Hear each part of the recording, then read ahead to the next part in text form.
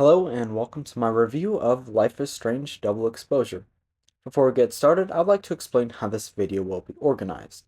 This review will be split into 5 different parts, that being gameplay, story, characters, extra stuff like graphics and music, and then my final overall thoughts and opinions on the game. This video will contain spoilers, so if you have not played the game for yourself but still want a review, I recommend watching my spoiler-free review. This video also contains spoilers for the other games in the series, so once again, if you have not played or watched them for yourself, I recommend you do so. Now, let us begin with gameplay. The core gameplay functions the same as all the other games before it. You walk around, look at and interact with objects, talk to people, and make choices through dialogue and actions. It works well for what the game is and has no real changes from the games before it. The next big part of the gameplay is Max's new power, which is being able to travel between 2 different timelines as well as seeing and hearing the opposite timeline. In my What I Expect video, I talked about how they could use this in one of 2 ways. One, they could use it a lot as it's the main gameplay mechanic that sets it apart, which makes sense.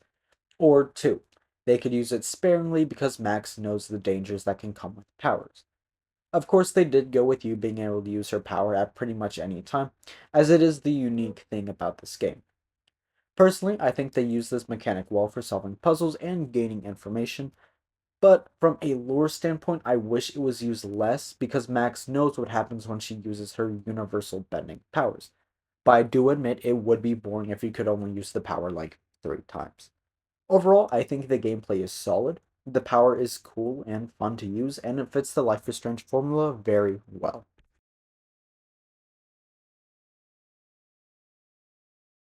The story is split into 5 different chapters, starting with Chapter 1, Still Life.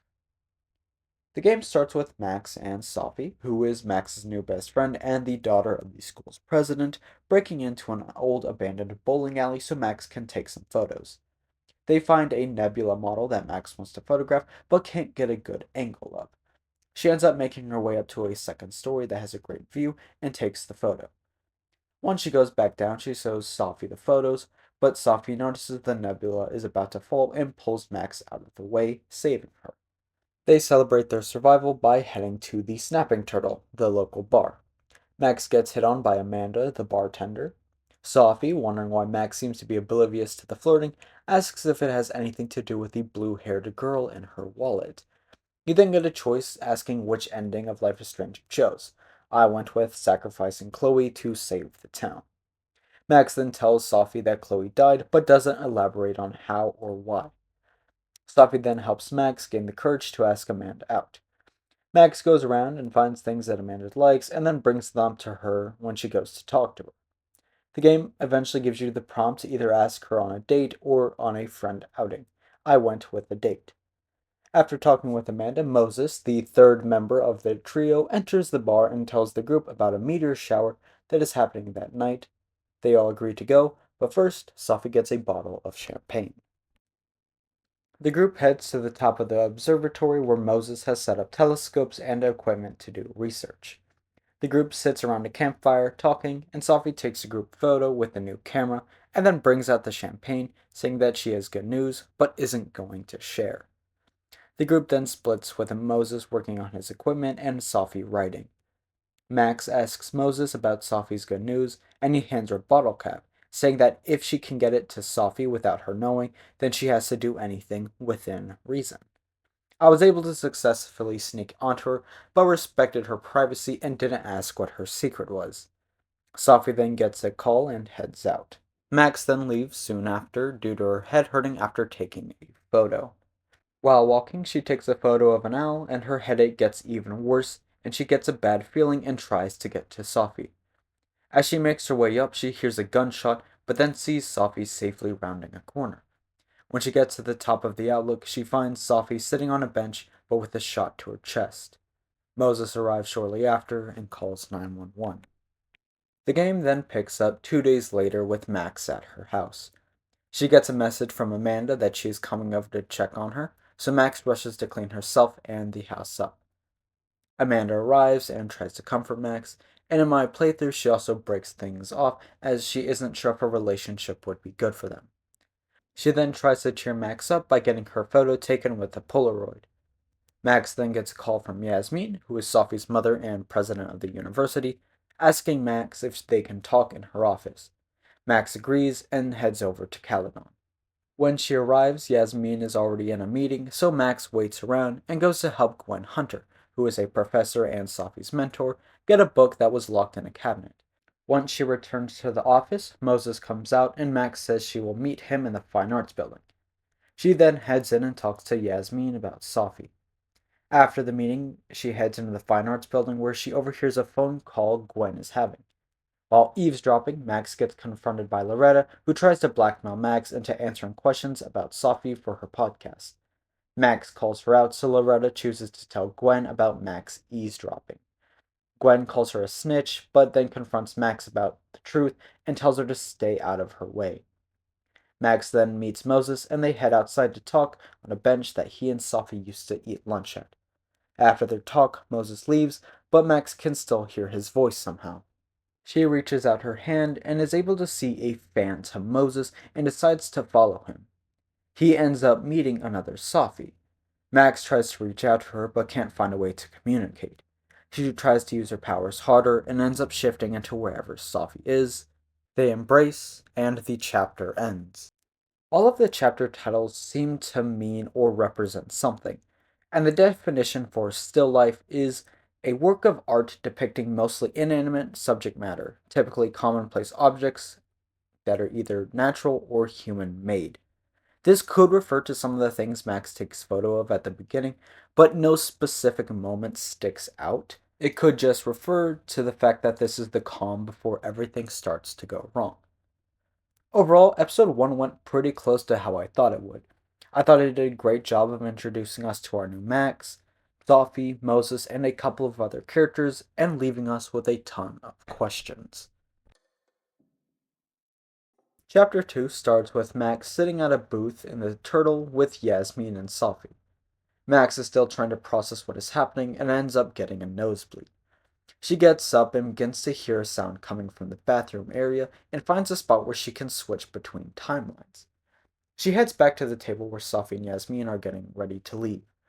Before Sophie heads out, she shows Max a photo of a cow skull that someone broke her windshield with, and it happens to be the one that was hung up in the turtle. After Sophie leaves, Max switches to the Dead World and investigates the skull and finds that it has the name Lucas Colmenero, who is the literary department head. Max then goes and asks Living World Amanda about the missing head, and the only thing she can note is that there were a lot of students from Abraxas, an elite society in the school. The head of the society is Vin, who is an acquaintance of Max and Yasmin's assistant, so Max heads to meet him. Max finds Vin outside and tries to ask him about it, and he claims that no one from Abraxas would do something like that, but he slips up and mentions that the cow skull was through the windshield, something Max had not told him. Max then heads inside to get some more info on Gwen and Lucas. Max watches as Gwen gets escorted from her office by a police officer, and Max takes this opportunity to sneak in. She looks through Gwen's computer and notes and discovers that she got Sophie's book cancelled, but there is no evidence as to why.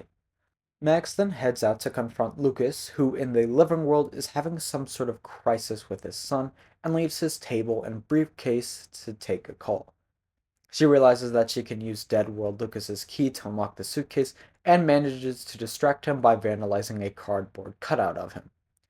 Once back in the living world, she unlocks the suitcase and finds a restraining order that he filed against Sophie.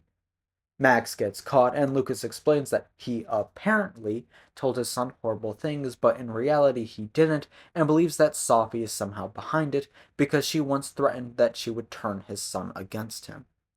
The game then gives you a choice to send the photo of the paper to Sophie or delete it. I chose to delete it to stay on Lucas's good side. After talking to Lucas, Max goes to check if Vin is at his desk to ask some more questions and finds him unable to lock his own phone as he forgot the password. Max finds out the password due to a clue that Vin mentioned and looks through his phone. In it, she finds photos of Sophie and that they were in a relationship at one point. Max then heads out in the dead world to see Reggie, one of her students, freaking out, and he mentions something about seeing another him on the Outlook where Sophie died. While Max heads up there, she finds strange things like the mug Sophie had in a tree and candy that looks like Sophie's favorite but slightly different. She goes into the living world to bypass an officer and police tape and finds Gwen at the Outlook, smoking, and talks to her. Gwen brings up that she is being examined because there's apparently video evidence of her dealing it to students. She attempts to burn the flash drive that contains the footage to gain a sense of control and freedom, but I chose to save it as it may be useful info. Max then switches into the dead world and finds that where Sophie's body used to be, there are now flowers in the shape of her body. She then gets messages from Moses to meet him at his office, and he says that it's an emergency. When Max arrives, she finds Moses sitting outside of his office and a detective on the phone. She asks Moses what is happening, and he says that he took the camera that Sophie had that night and the police are on to him. They are then interrupted by Detective Alderman, who asks Max to leave. Max then switches to the living world and uses clues from Moses' office in the living world and the dead world to find the camera. But right before she can get it, Alderman comes in. She tries to move some telescope parts to get to the camera, but it is too loud. She then sees the parts glowing and uses her power, which switches the complete telescope from the living world with the unfinished one in the dead world. This distracts Alderman and allows Max to get the camera and go back to the living world. She leaves and goes to meet Moses back outside his office in the dead world. Alderman comes out confused and asks to speak to Max. He implies that he suspects Moses is behind the murder and offers her his car so she can give any info that she has. I took it to appear cooperative. After he heads out, Max tries to talk to Moses, who is upset about her taking the card, until she shows that she'd got the camera. The two of them head back to Max's house to look at the photos. Moses goes downstairs to get everything ready, while Max reviews the evidence she gained throughout the day, but can't put it all together. Max puts all of her clues away and then goes down to join Moses. While looking through the photos, Moses notices that there is one more that Sophie took after the group photo. When they look at it, they see a photo of Max pointing a gun right at the camera.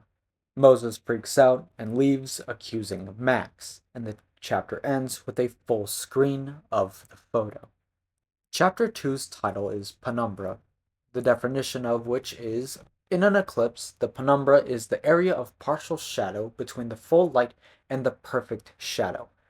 Penumbra can also be used figuratively to describe a gray area or peripheral region of uncertain extent. This title makes sense as the indicators for the living and dead world kind of look like an eclipse with a dark area shared between them. The other definition can also make sense as Max is trying to figure out what is going on. Personally, I think this title would work a lot better for Chapter 5. Overall, Chapter 2 did a phenomenal job of setting the beginning pieces of the mystery, setting up the big players, and giving us an incredible cliffhanger, which was one of my favorite moments from the game. Chapter 3 starts with Max looking at all the evidence and her photo the next morning.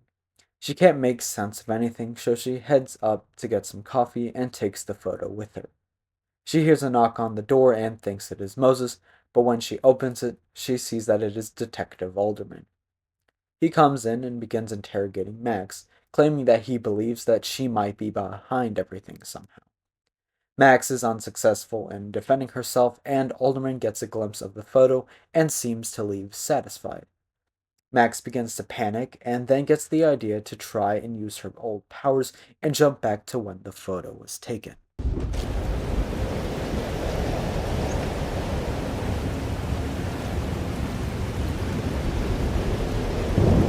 That's what it feels like to capture the perfect photo. No. Feels good. Final. Sophie.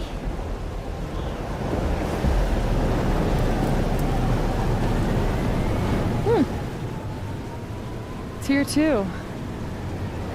But there wasn't a storm the day Sophie died. Maybe we are cursed. You, me, and Maya?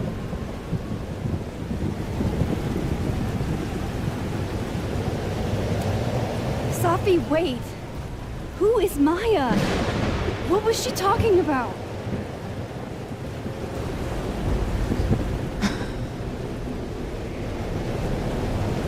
Stop stalling, Max!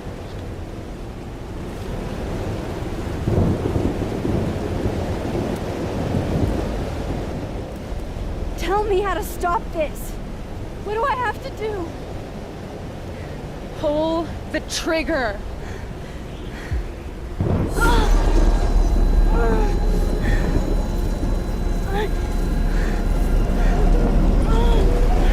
Max wakes back up in her house with a nosebleed and tries to enter the photo again, but can't. Max then gets a message from Moses saying that he is willing to meet at the Outlook so she can explain. They meet and Max explains her powers. Moses is hesitant but agrees to let Max prove it. To do so, she switches between realities, causing her to disappear, and tells Moses what he did while she was gone. Moses believes her and they begin to talk. But while talking, a phantom alderman from the past appears. The duo tries to sneak out, but they are stopped by the real alderman who is ready to arrest them. While talking, he sees the phantom version of him and tries to touch it and ends up beginning to merge with it. Max tries to help, but Moses steps in, pulling her away. The two aldermen combine and then disappear. Moses says that they should talk to Gwen, as she would know more about Maya and Safi. Max heads to meet Gwen and asks her about why she got Safi's book cancelled.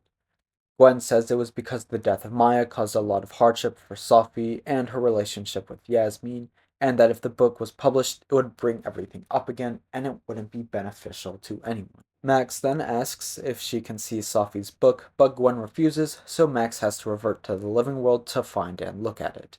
Afterwards, she decides to meet Yasmin in the living world. She brings up Safi's cancelled book deal, and when she brings up Maya, Yasmin lies and says that Safi and Maya barely knew each other. Towards the end of their conversation, she mentions a statement that Vin said about Maya. Once they finish talking, Max asks Moses if he knows what Vin said, and he sends it to her. It says, Maya was an incredibly talented writer, but she also had mental health problems. We tried to get her the help she needed, but that didn't work. If we had known it was as bad as it was, we would have done more. Max then goes into the dead world to talk with Vin and finds him talking to Diamond, who is Moses' TA. Max tries to ask about Maya, but he just leaves. She then turns her attention to Diamond as she wants to take Vin's spot as Abraxas' leader. She gives her some info that she can use against Vin, and then heads into the living world to overhear their conversation. In it, he admits that he lied about his statement because Yasmin told him that he would get the job as her assistant if he did. Max then brings that up with the living world Vin, and he tells her to look into Lucas. She then heads to Lucas's office, and he shows her an email that says his book will be getting turned into a movie. When Max tries to ask about Maya, he dismisses her, so Max goes into the dead world to snoop in his office. In his office, she finds Maya's book she made for class and realizes that the book Lucas wrote was nearly a direct copy of hers. Max takes a photo for evidence and then goes to talk to Safi in the living world. She finds her talking to her mom, who's comforting her about the lost book deal. When Max tries to talk to Safi, she gets upset about her telling her mom and looking into it without talking to her first. Max tries to explain herself, but Safi brushes her off and then leaves. Max then heads to the Snapping Turtle to meet with Amanda in the living world and Vin in the dead world. In both cases, I was given the opportunity to romance, and I chose to romance neither. In the living world, Gwen is also there, and Max gives her the flash drive, which contains a photo of Gwen looking directly into a camera while dealing drugs to students. And she tells her that the photo is too suspicious and that she might have a chance to fight against it.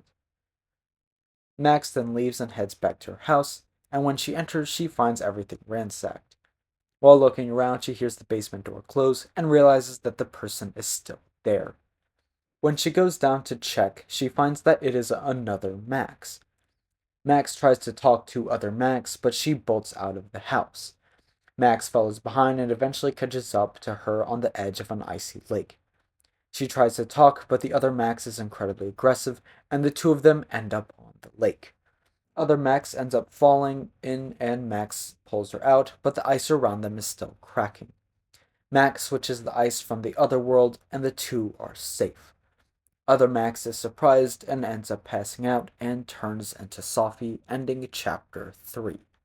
Now, I'm going to admit that I wasn't sure what exactly just happened when I first played, and thought that the other Max somehow brought Sophie's body back or something.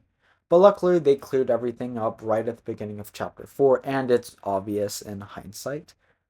With all the other chapters appearing to have some sort of meaning behind the title, I tried to look into what spin may refer to, and the closest thing I could find was to plunge helplessly and out of control, like a plane falling.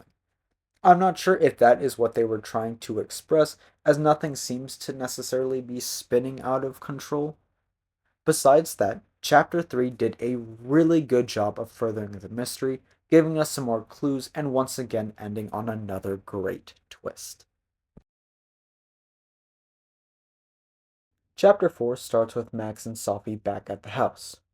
This is one of my favorite and, in my opinion, best moments in the game. It's about 20 minutes of just back and forth talk between the two that explains so much about what has been going on throughout the game, and it's just nice to have a meaningful, long moment like this. In this conversation, they cover each other's powers. As it turns out, Sophie is a shapeshifter, which explains who messed with Lucas's son, why Gwen was caught on camera dealing to students, and why Vin didn't know his own phone's passcode. These were all attempts to figure out who was involved in getting her book cancelled and getting revenge on them. She then brings up Maya and explains how Lucas stole her work and took all the credit for himself, all while everyone else did nothing to stop him, including Yasmin, which led to Maya killing herself. Sophie explains that her own book was about what happened to Maya, and now that it's cancelled, she has no real way of getting the truth out. Eventually, they get around to Max's power and how there is one reality where Sophie is dead and one where she is alive. Max explains that she believes she will rewind at some point and kill Sophie, and doesn't know how to avoid it.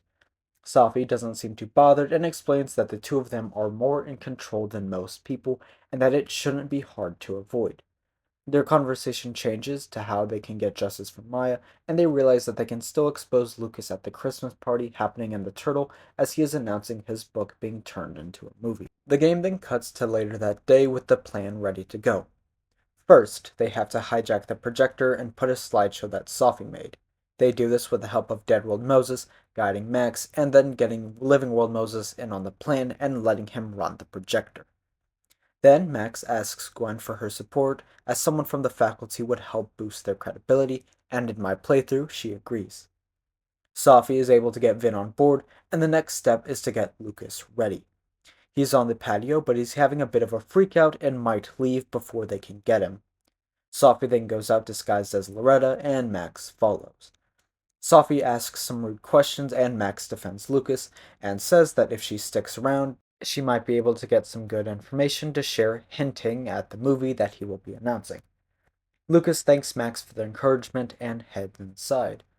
Max notices that he is patting one of his pockets a lot, and when he puts his coat on the rack, she looks through it, finding a gun. Sophie then takes the gun so Lucas can't use it if he freaks out on them. The presentation starts and Moses turns on Sophie's slides, showing Lucas copied Maya's work. Vin makes a big deal about it and explains what is going on to the crowd. Gwen then speaks up, saying that everything is true, and then finally Sophie goes up to finish off the accusations, and Lucas stumbles to defend himself, proving that he did steal her work, leading to Maya's suicide. The group celebrates their victory, but Lucas asks to talk to Sophie alone. They go off and Max talks to everyone else.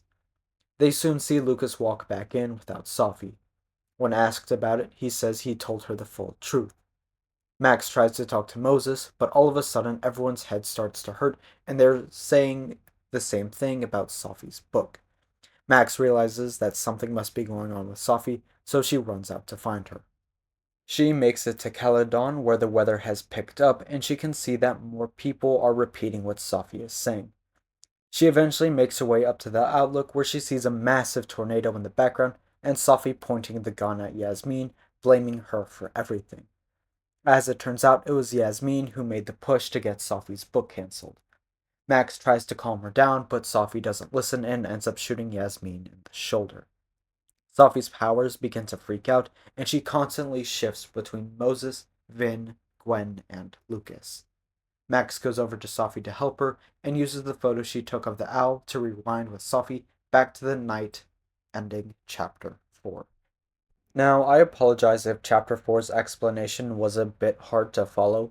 It has a ton of information and small events that add up and are hard to fully explain without going into every single detail or just straight up showing about 40 minutes of actual footage. On to my actual thoughts of 4. I thought it started out and stayed really strong, and I would say it's probably my favorite chapter. The only negative thing I can say is that I think the exposing Lucas moment should have been like the Kate moment in the first Life is Strange, where all of your previous actions and current choices would shape whether or not he actually gets exposed, as there were a lot of elements that went into it, and that's how I thought it was going to be anyway. Now, before my overall thoughts on 4, I would like to bring up this chapter's title, which is Diptych. As an art term, a diptych is an artwork consisting of two pieces or panels that together create a single art piece. These can be fastened together or presented adjoining each other. This is arguably the most fitting chapter title, as this is where the mysteries across both worlds come together to paint a clear picture. Overall, Chapter 4 did a great job of satisfying some of our biggest questions when it comes to what happened to Maya and why Sophie's book got cancelled, and leaves us wondering how everything is going to end. Chapter 5 begins with Max waking up in the same spot where she took the picture of the owl and sees the storm followed her. She makes her way up to the Outlook, where Sophie is, and they talk. Sophie accepts her fate and hands Max the gun. As Max aims the gun, Sophie takes a photo, and the events that Max saw when she jumped to the photo play out. Max, not wanting to make the same choice as she did with Chloe, throws away the gun, takes Sophie's hand, and walks into the storm. Max wakes up in the courtyard outside of Caledon with the storm surrounding the area, but being surprisingly calm and quiet. She makes her way over to the Fine Arts building where she meets Diamond, who is looking at the missing statue and seeming to be entirely conscious. The two look up and see two different moons, one red and one blue. Max tells her to head inside, and when Max follows her in, she somehow ends up on the roof where she finds Moses surrounded by a ton of telescopes. When she tries to talk to him, all he says are things that Sophie said that night, and notices that he is smoking and has Sophie's mug. Moses is able to break free for a second, but reverts right back to being Sophie. He asks what Max would do if she had 24 hours before the end of the world. Max then gets the idea of taking a photo and double exposes Moses, which separates him and Sophie. She makes sure he is okay and then heads for the door, but before she opens it, she sees a blue butterfly land on the handle. When she reaches for it, she wakes up in the Blackwell bathroom where the events of the first game happen. But instead, Chloe is replaced by Sophie and Nathan by another Max. When Max shoots, our Max tries to reach out, but nothing happens, and the two vanish. Max then hears the ornament from Moses' office in one of the stalls and continuously opens the stalls until she ends up in the bowling alley. When she looks out where the nebula was, she sees a cherry blossom tree and Lucas. She tries to get down, but the stairs are blocked. When she switches to the dead universe, she finds that the door has been replaced by Jefferson's darkroom vault door and sees the chair that she was tied up in. When she interacts with it, she gets stuck in it and is eventually able to escape. When she looks back out, she finds a ladder and uses it to go back down. Once down, she switches back to the living world where she frees Lucas. Before she exits, she finds Reggie and Vin and comforts them. Once she leaves, she ends up in the Snapping Turtle, with Gwen out on the patio, which has the door blocked. She then switches to the dead world and finds the doors unblocked. When she tries to open them, she ends up in a motel room that she stayed in while freelancing. As she tries to leave, she constantly ends up in different motel rooms, each time the colors getting duller and objects becoming 2D. Eventually, one of the doors is entirely 2D, and she is so tired that she decides to lie down. Eventually, she realizes what is happening and fully wakes up and tries pushing on the door and ends back up in the living world turtle where the doors have become unblocked. She goes out to talk with Gwen and frees her from Sophie. When Max leaves the turtle, she ends back up in the same bench where she started and finds Sophie there. They embrace and begin talking and switch between different locations. In the snapping turtle, they talk about how it seems that the two timelines are combining and that everyone appeared to be lucid and understood to some extent what was happening. When they get to the top of the observatory, Sophie talks about how she doesn't belong, but she starts to let her power get to her head, claiming that their powers make them better than everyone else, which makes them gods or monsters. Max claims Sophie isn't a monster, and the two end up in Max's house. Sophie realizes that she has one last piece in Max that needs to be removed. Max then takes one last photo of herself, and the two end back up at the Outlook.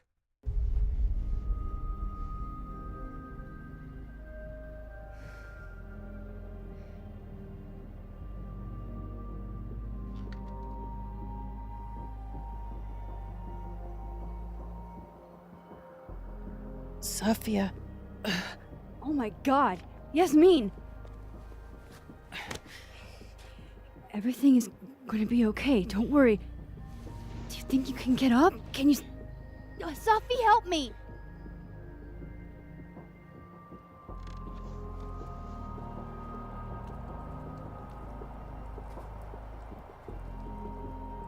Clean break. Remember? Maxine, don't let her go. It's okay. Sophie!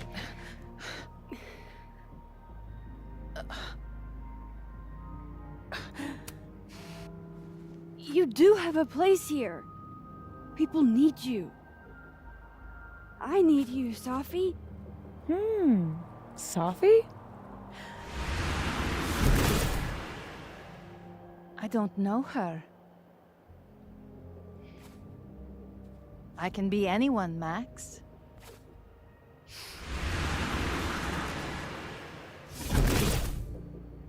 I can be a cute girl at the bar. I can even be...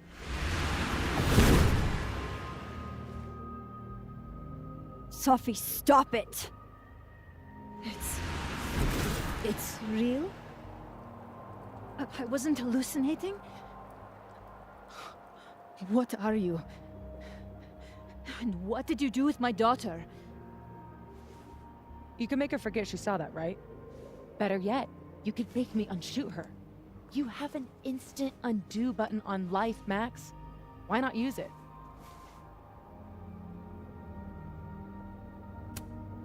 If you think that's how it works, you don't know anything. There's always a price, Sophie. Always. You're right. I've got a lot to learn. So teach me, Miss Caulfield. What? You said we could fix everything. Together. Sophie. I can't. I have my life. Everybody. I'm going to find other people like us. People with powers. I spent my whole life thinking I was the only one. Knowing I could never tell anyone because they would look at me like that. But now there's you. You and me. Time traveler and a shapeshifter. Imagine what we could do. And who cares if I'm a silly little girl whose mom needs to show her how the world works? Because now, it works however I want it to. Stay here. Keep your job, your life, whatever irresistible glory Caledon can offer you. But I have to know. When I come back, are you going to stay with me, Max? Are we in this together?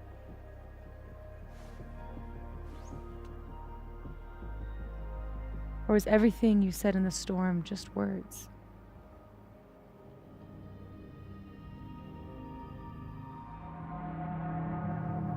In my playthrough, I chose to refuse Sophie's offer as I didn't agree with her power-hungry god complex, and I don't think Max would either. On a side note, I think they should have made this a bit more clear on what was actually being asked, but it got its message through well enough. Max says that she is happy Sophie doesn't feel alone, but knows what happens when powers are used irresponsibly. Sophie is hurt by Max refusing her offer and proceeds to leave.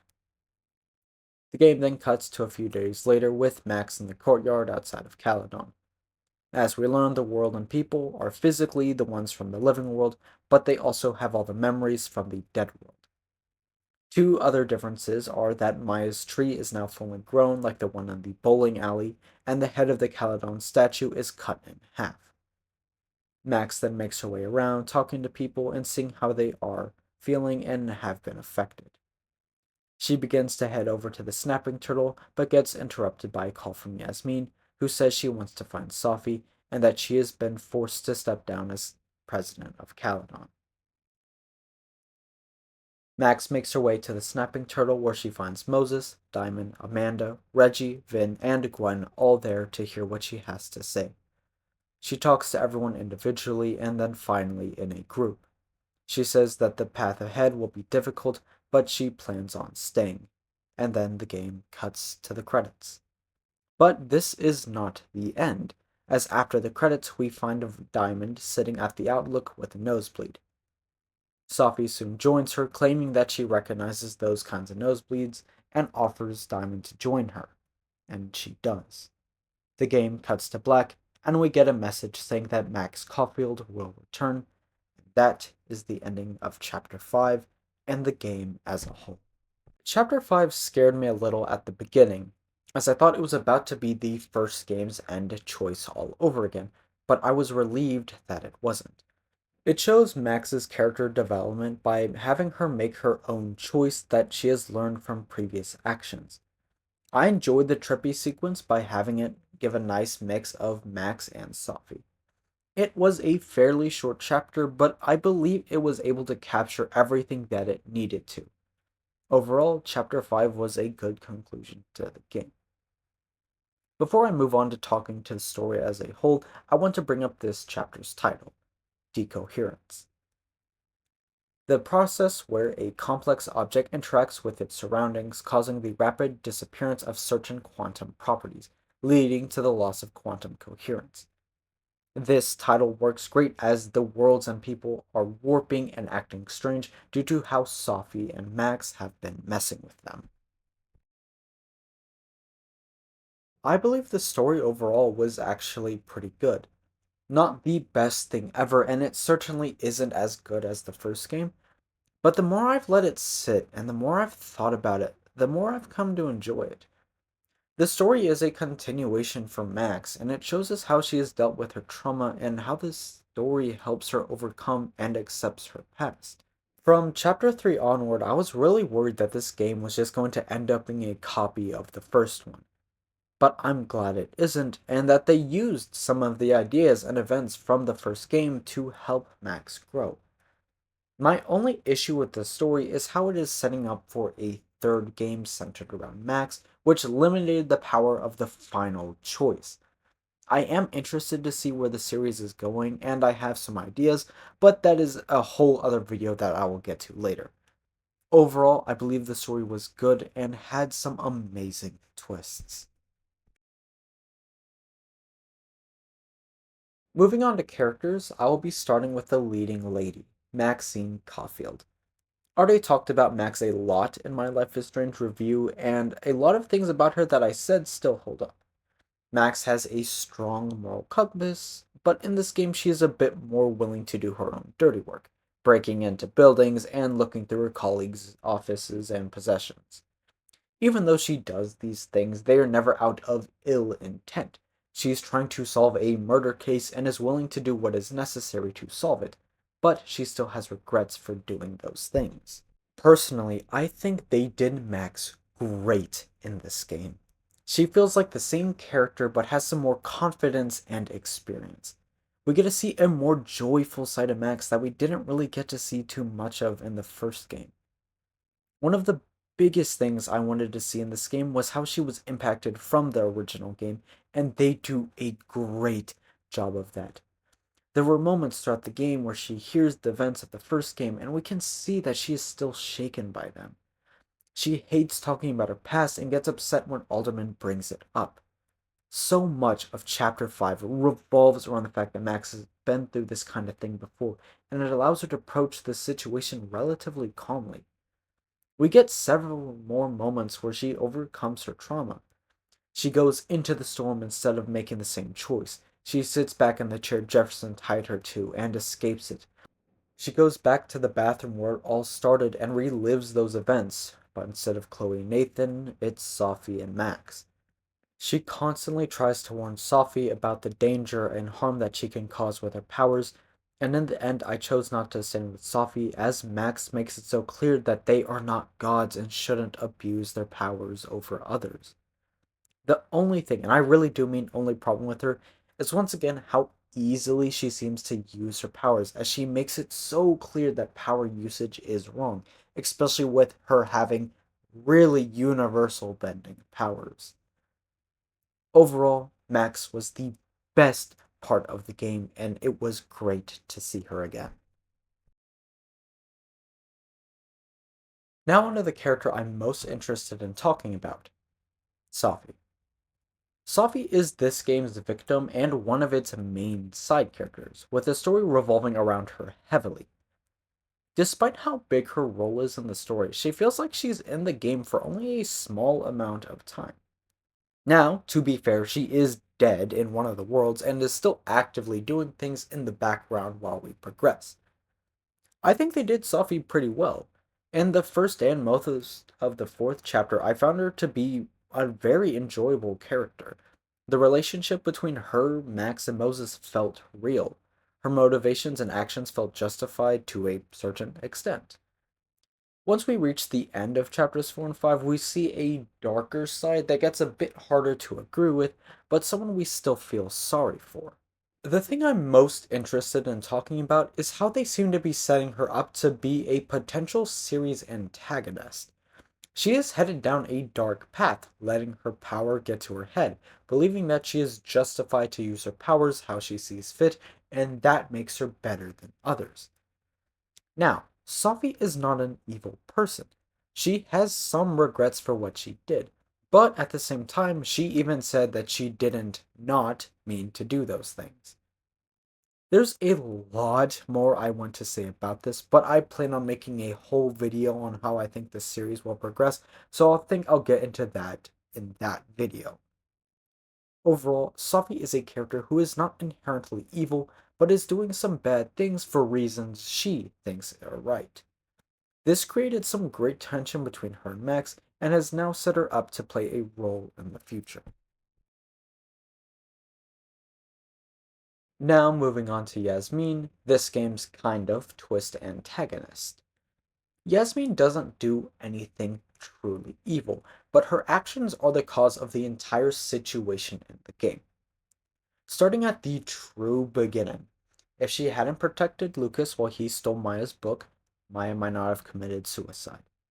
If Maya had not died, Sophie would not write her book. If Sophie had not written her book about what happened to Maya, Yasmin would not have had anything to cancel.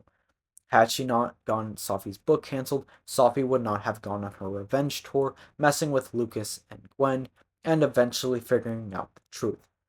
Had she not found out about Yasmin being the one behind the cancellation, she wouldn't have lost control of her powers, and Max wouldn't have had to kill her. And of course, had Max not killed her, the events of the game would not have unfolded. This means that everything that happens is Yasmin's fault, but not intentionally. She did all of this trying to protect Sophie, but ultimately it backfired. I think this was done well, but I have one problem with this. As I mentioned in my What I Expect video, I said I didn't want the twist bad guy to be a father type figure, parent type figure, or someone who is looked up to, as that is how 3 out of the 4 games before it have done it. And lo and behold, the twist bad guy is the president of the school and the mother of Sophie. That now makes 4 out of the 5 games have a twist villain being a person in power or who is respected, 3 out of 5 being parental figures, 4 if you include Jefferson's relationship with Nathan. Besides the fact that she ticks off both boxes, this also makes her the third twist bad guy to be a parent of one of the main side characters. I went into this game recognizing this pattern, and I thought, surely they're not going to make the president of the school the twist bad guy. And that was before I found out that she was also Sophie's mom. And at that point, I was like, there is no way they would do this again. So I was both surprised and unsurprised when it was revealed that it was her, as it was already in my mind that it could be her, but also, they did it again. Now, to be fair, they did it well. And there were other great twists in the game, like the murder is Mags, Sophie being a shapeshifter, and even that Sophie is also a kind of twist antagonist in this game to a certain extent.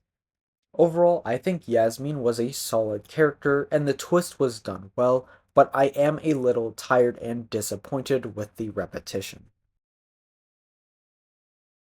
Now on to some of the extra characters that I want to mention, but don't really have too much to say. So first we have Vin, Amanda, and Moses. They were all characters that I really liked, and I always look forward to interacting with them and watching their relationship with Max grow. Diamond is another character who appears to be getting set up for some role in the future, but we didn't get too much on her, so I don't have much to say. Outside of that, I don't have anything else to say regarding specific characters. Overall, I thought the characters were solid and everyone seemed justified in their actions. Unfortunately, there weren't a lot of characters to interact with, but they had 2 different versions of themselves, so it balanced out. Now I'm on to all the extra stuff that I want to talk about, but isn't as major. The graphics in this game look great, with it being the best the series has had so far. Unfortunately, this seems to come at the cost of limiting how much of the original style there is in the game. In the first game, everything was made to look like it was drawn or painted.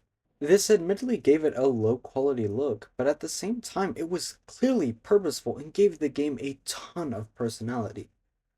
At first glance, it doesn't look like Double Exposure has that, but when you look closely, you can see it's still there, just more subtle and in smaller amounts. You can still see it pretty well when looking at characters' hair, and then also things like flyers, images, and some surfaces. There are some moments in Chapter 5 where you get to see the original style, like when Max is in the Blackwell bathroom. It looks like they just straight up ported the models from the first game, and you can really see the difference because everything looks painted or drawn. You can also see it pretty well in the motel segment and the darkroom chair.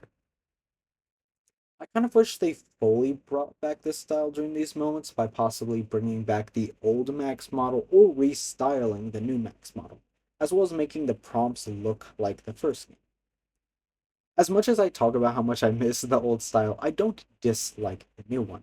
It still has some of the charm, and I won't deny it looks great visually.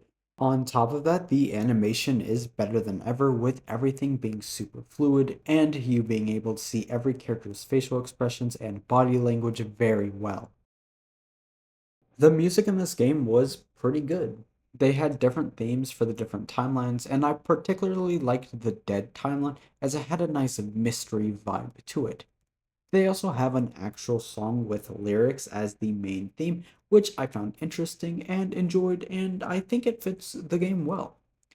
I do wish they had at least one moment when they brought back the original theme, like how they did when talking to David in Life is Strange 2, or maybe one of the original songs.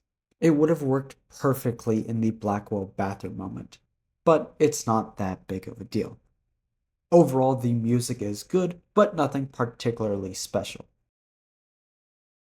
Moving on to pros and cons, I want to start with my cons so I can try to end on a more positive note.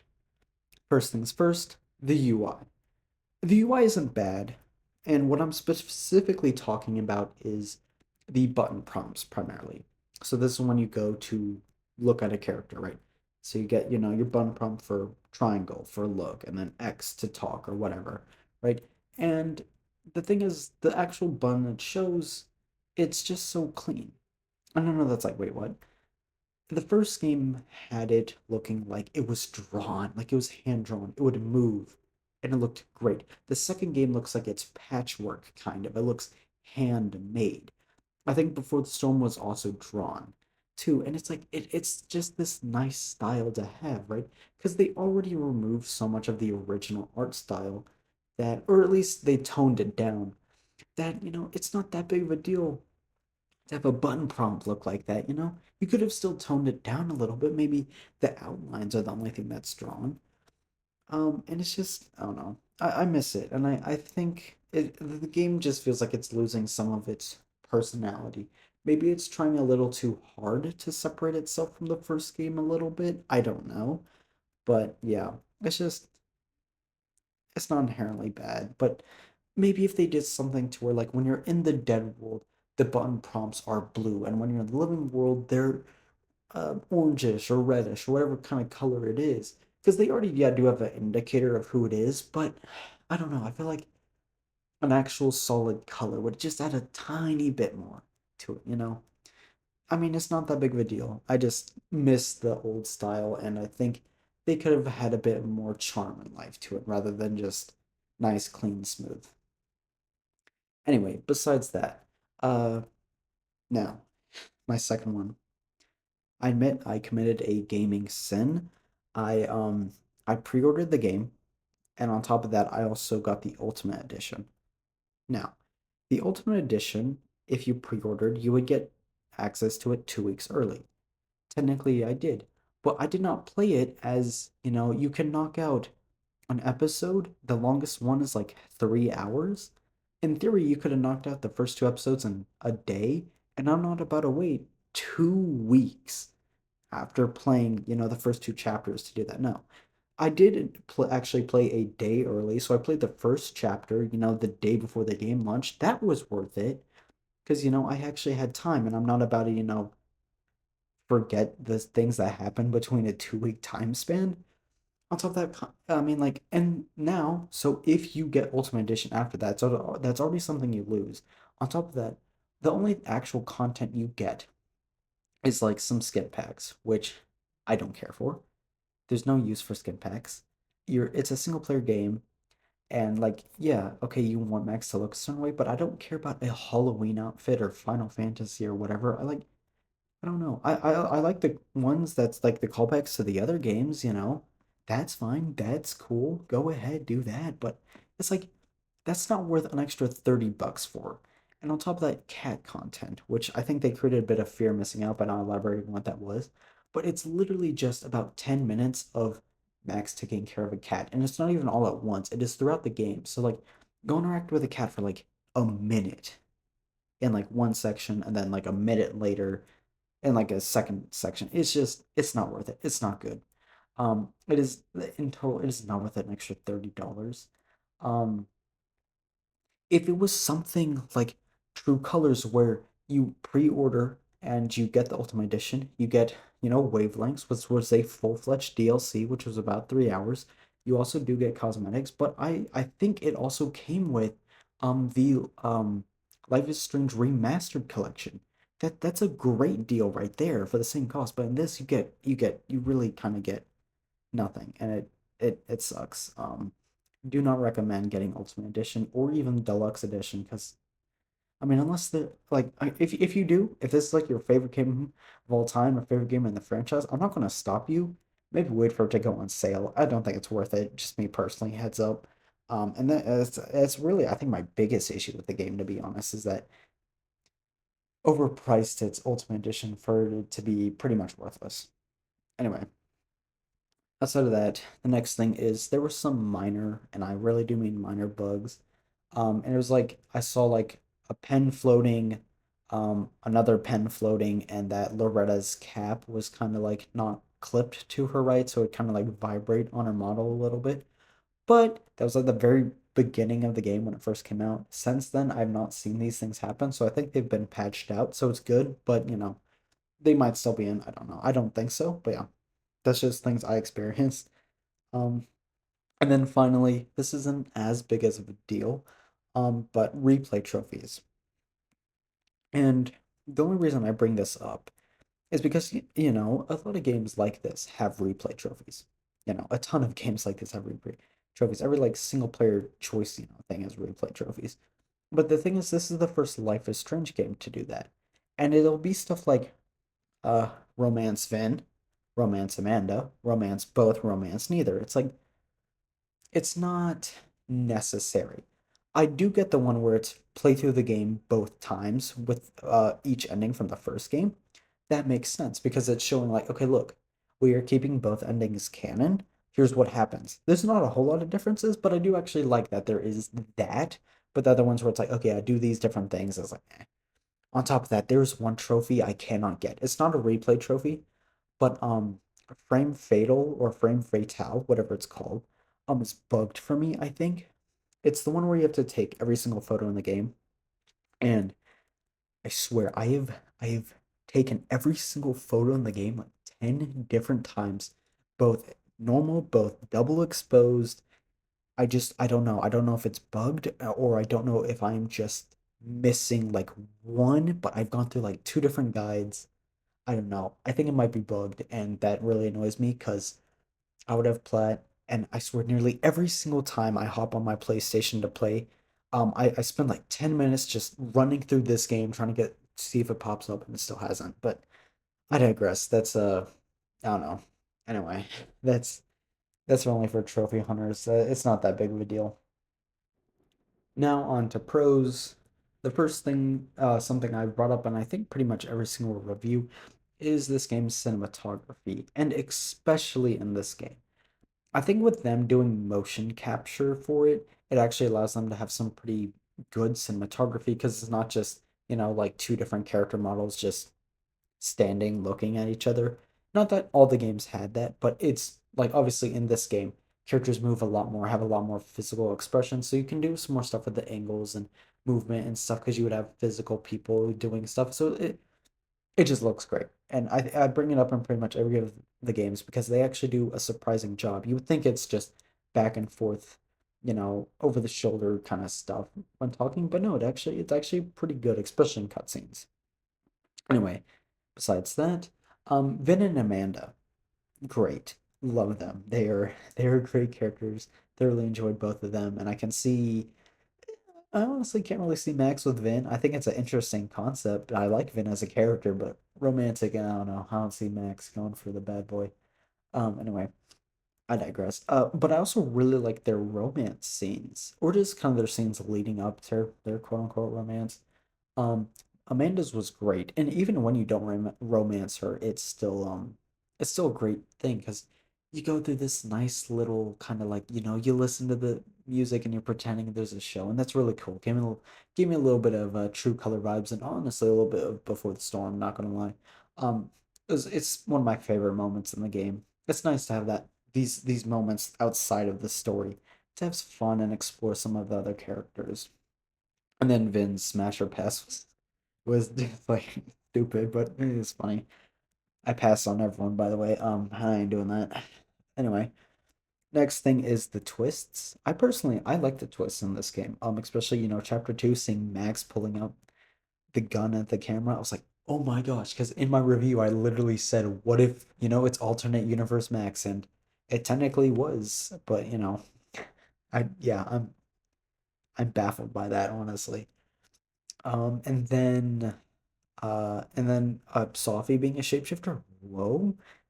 I mean, to be fair, at the end of chapter 3, I was like, what just happened? I honestly, I didn't realize she was a shapeshifter. I thought like, it's like, what just happened? Should she like bring back her body? I don't know. Anyway, but like Softy being a shapeshifter, and that's also cool having two people with powers in the same game. Because I wondered what like a crossover might be, but not between, it would be between like, like Alex and Max, but introducing some newest powers is cool.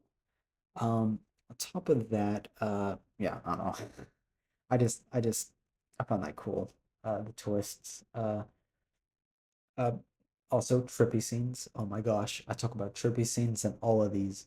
I absolutely adore trippy sequences in games. They are one of my favorite things a game can do. I think every game should try to do it, and to some extent, I think this game had a really good. I think it had pretty decent, not as good as the first game, and maybe not as good as True Colors, but man, going back to the Blackwell bathroom, and then also it being the same art style as the original game is just it's great. I love that. And then, going through and all the different characters and, it being more grounded was interesting because before it's always in someone's head, but this was in real life almost, which is cool. And then finally, I kind of already brought this up, but I'm glad they now I didn't expect they would actually do something like actually canonize one ending. No, they keep both endings canon, which is great. I'm so glad about that. And I'm glad that there's differences between uh it which you chose, and it's really not that big of a change, but it's nice that it's there. That oh yeah, you can see when Alderman brings up Chloe's death. It's like, yeah, did you kill Chloe? Oh, interesting. Or the storm, and like, because like I think like with Chloe's death, it shows more of the murder aspect. But if you chose to sacrifice Arcadia Bay, it shows the risks that a storm can cause. I think it's just wonderful. And yeah, that's pretty much all the pros and cons I wanted to say, and that is all the extra stuff I wanted to cover from this game.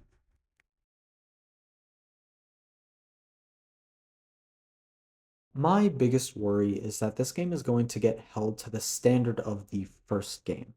And that is a bar I don't think any of the games will ever be able to reach again. Yes, this is the first direct sequel to any of the games, but it is trying to do something different than its predecessor, and I'm willing to accept that. Only time will tell if what this game is trying to do will pay off. Overall, I think Life is Strange Double Exposure is a good game. It has solid gameplay, story, and characters, and it feels like a good addition to the Life is Strange universe. I think they did Max wonderfully, and I'm interested to see where they're going to go with her from here. Thank you for watching my video. I would love to hear what you thought about Life is Strange Double Exposure, what you liked, disliked, or anything else. As I have said before in previous videos, I have not interacted with the Life is Strange community outside of my own videos, so I don't currently know what the general consensus is on this game or the others. I am interested to see what people think, so let me know in the comments. After this video, I plan on making 2 more Life is Strange related videos, one talking about the series as a whole, and one talking about what I think the future of Life is Strange could look like. After that, I most likely won't make any more Life is Strange content until the next game comes out. Speaking of videos, I would like to apologize for this video taking so long to come out. I did really want to get it done in early November, but with it being the end of the semester, I just didn't have time. And now, once again, thank you for watching.